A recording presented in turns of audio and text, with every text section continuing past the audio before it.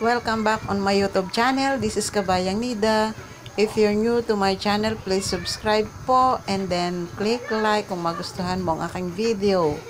And then comment down below kung ano po ang inyong mga suggestions or comments po. And then hit the notification bell to receive my new updates. At ito po ang ating ganap ngayon. Magluluto po ako ng lechong ulo ng baboy.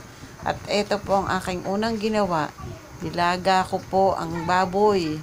Kita nyo naman po, malaki si baboy, 6 na kilo. Maliit ang aking kaldero. Hindi siya kasya, kaya nakasilip si baboy. Yan, ang mga nilagay ko po dyan ay star anise, tanglad, laurel leaves, 5 spice, paminta, asin, at saka luya. Keep smiling.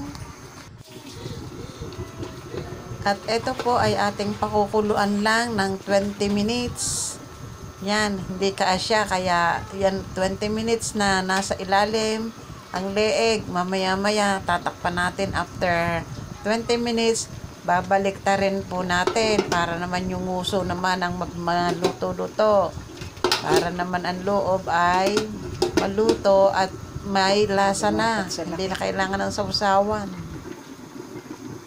A few moments later.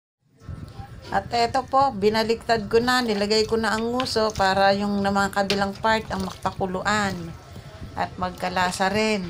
At ako po ay hirap na magpabaliktaran na ring ulong ito kasi ang bigat, hindi ko naman mahawakan kasi mainit. Hirap na hirap akong pagbali-balintungin. Baka mapaso ako ng tubig na mainit, kaya nilagay ko muna dito sa lababo para mabaliktad ko, at ako ay maraming hawak na pangsipit at sandok para mabaliktad ko lang siya. Talagang hinanap ko ang paraan. Tapos yan, buhos-buhusan ko ang kabilang parte. Tapos maya-maya balik ko naman ng konting oras sa kalan ulit. At pakukuluan ng mga 20 minutes ulit. Yan, okay na. Nakuluan na both sides. Kaya ang gagawin ko dito ay itatapon ko na ang sabaw. Masarap sana ang sabaw higupin, kaya lang wala. Hindi ko na kayang higupin pa to. Mataba. Tapon na lang. Maganda rin itong panlagay sa pansit, pangkaldo. Pero hindi naman ako magpapansit.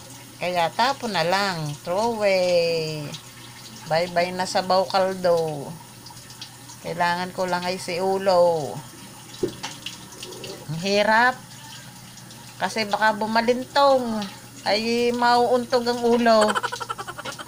Yan, pigil. Kat ilalagay ko na nga sa bandihado at na hindi na ako nagpapakahirap din ng itapon. Ay para madala na natin sa pugon. One eternity later. Kiss mo, lechon, dali, kiss. After 5 hours sa pugon, eto na. Luto na. Galing sa pugon. Sa pugon po ako nagpapaluto ng lechon. At kasi wala akong oven. Yan, hindi magkasya ang mansanas, kaya kamatis na lang ang nilagay namin. At pinaglaruan na ng aking apo. Apo ko po yan sa pamangkin. Ang aking pong 2 anak ay wala pang asawa. Kami po ay may tanghalian, salo-salo ang family. At minsan lang mangyari ito. Kaya yan, handa ng mga pangulam namin sa tanghalian. Kare-kare. May konting papansit. May konting palabok. Mayroong maliit na cake.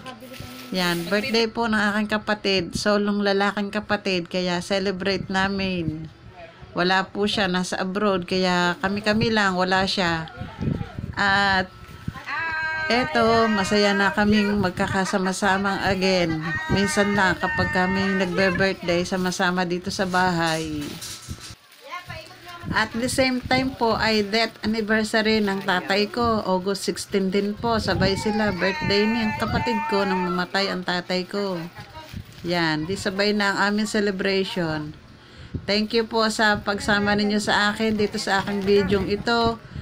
Subscribe, like, and share. Don't forget to click the notification bell to receive my new updates. You're the best!